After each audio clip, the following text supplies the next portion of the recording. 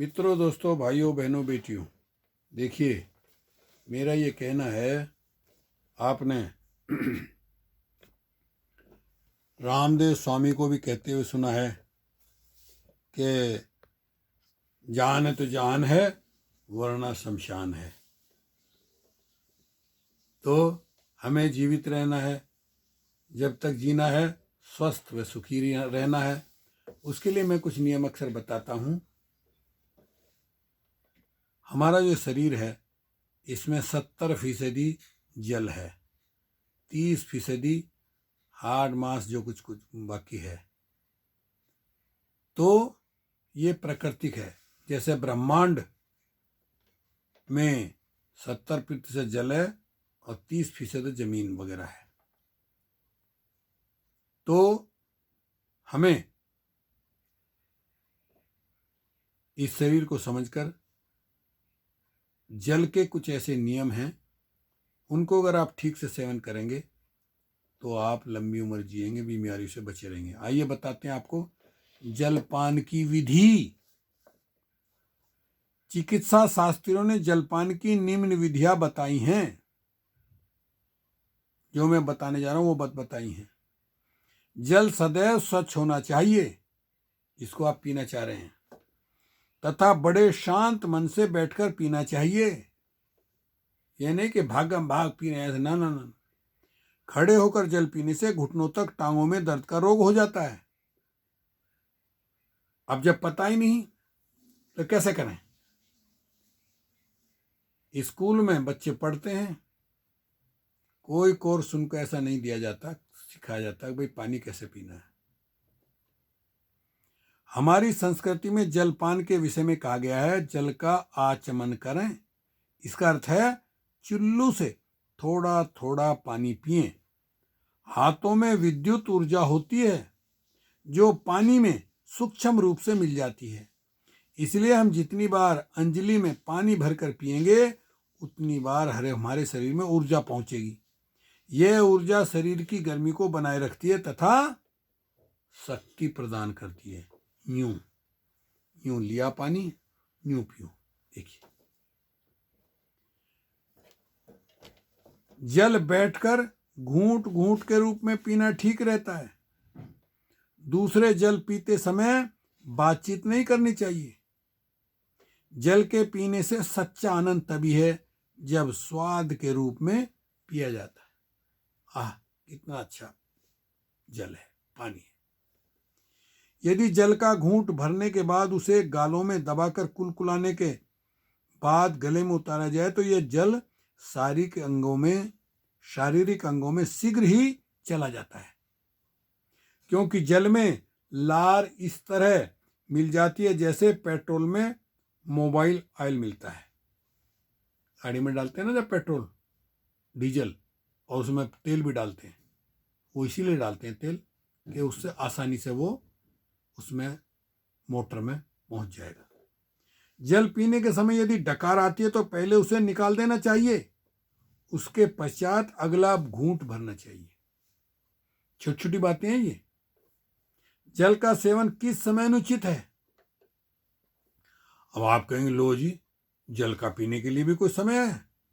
हाँ साथियों, मनुष्य को जब प्यास लगी होती है या गले में खुश्की की शिकायत होती है, उस समय वह हड़बड़ी व जल्दबाजी में उल्टे सीधे ढंग से पानी कंठ के नीचे उतार लेता है। यह तरीका अनुचित है।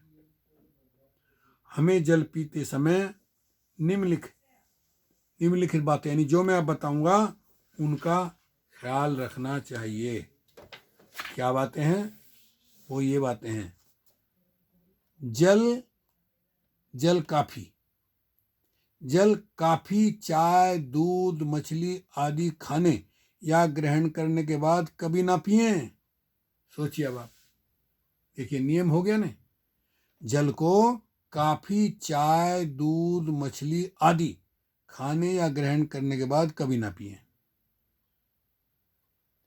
गर्म पेय पदार्थ के बाद ठंडा जल तथा ठंडा जल पीने के पश्चात गर्म पेय पदार्थों का सेवन नहीं करना चाहिए। ऐसा करने से आंतों की चिकनाहट खत्म हो जाती है और पेट के रोग हो जाते हैं।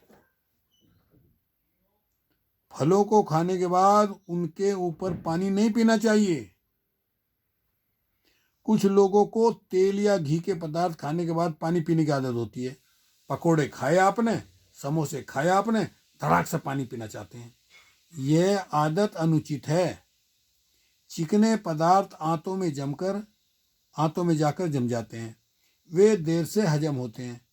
उनके ऊपर पानी पीने से गले में खराश और खांसी की शिकायत हो जाती है।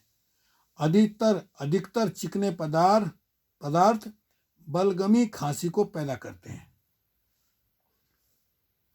पकोड़े, समोसे, पिज्जा, ये ऐसी चीज़ जो हैं वो खाइए, पानी पी लिया तो उससे ये शिकायत होती है। कुछ लोग सत्तू, भुने चने, हलवा, जौ का दलिया आदि खाने के बाद पानी पी लेते हैं। यह भी ठीक नहीं है, क्योंकि इससे पाचन क्रिया प्रभावित होती है। कभी लेटकर पानी नहीं पीना चाहिए, इससे गले में फंदा लगने का भय रहता है। इसके अलावा खड़े खड़े पानी पीने से घुटनों में पीड़ा उत्पन्न होने की शंका रहती है। तो ना तो लेट के पियो, ना खड़े खड़े पियो, आराम से बैठ करके शांत चित्त से पानी पियो। पानी पीने के बाद 1-2 बार टहलना ठीक रहता है। ऐसा करने से जल आंतों में पहुंच जाता है और डकार आ जाती है और पेट हल्का हो जाता है। देखिए, हो गए ना नियम पानी पीने के। दौड़ने, टहलने, तेज चलने, व्यायाम तथा योग करने, शरीर में पसीना आने, धूप में चलकर आने आदि के तुरंत बाद पानी नहीं पीना चाहिए। ये मोटी मोटी बातें, जनरल बातें, लेकिन लोग पालन नहीं करते। इन सब शारीरिक क्रियाओं को करने के बाद थोड़ी देर तक बैठकर सांस को स्वाभाविक बनाएं, तब पानी पिएं। चलिए बताते हैं जल पीने की मात्रा, कितना पानी पिए। अधिकतर डॉक्टर तथा चिकित्सक यही परामर्श देते हैं कि पानी अधिक पीना चाहिए।